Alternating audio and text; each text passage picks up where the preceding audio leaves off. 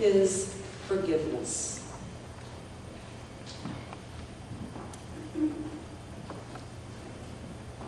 Why might the women in Mark's Easter story have been terrified and said nothing to anyone? Perhaps because hearing that Jesus was alive and was going to Galilee to meet his disciples was frightening. After all, his followers had completely abandoned him in his hour of trial. They had fallen asleep. They had betrayed him, denied him. They fled at the first hint of trouble, and they left him to face his trial and his torture and his execution utterly alone. They'd just seen him destroy a fig tree for not producing fruit. What would he do to them? What would you do to someone who had abandoned and betrayed you? What would you expect from someone who you had treated that way? A little stressed at the prospect of meeting them, perhaps? Anxious? Even terrified?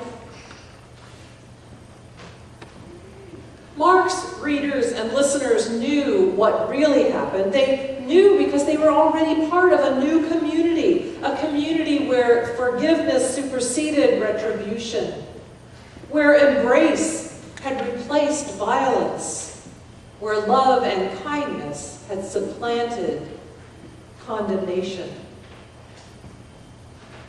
And so they knew what had happened in Galilee. The man who had been so wronged, instead of seeking to hurt, to injure, to pay back, even to kill, the man who had been so wronged sought them out in order to forgive them. And with that forgiveness, his forgiveness, God's forgiveness, a new way of being, a new life, indeed, resurrection came into the world. It turned the world upside down, and it has the power to continue to do so today.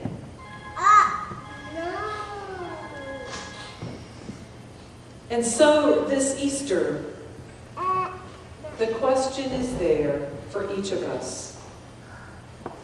We know the story.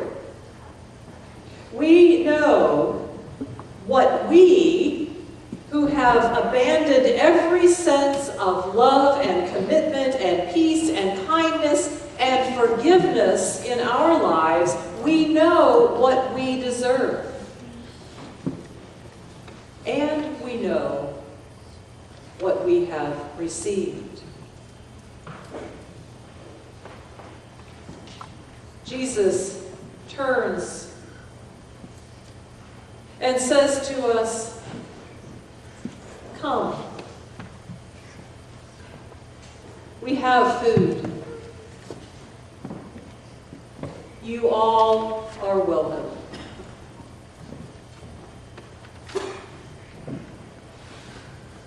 Now what?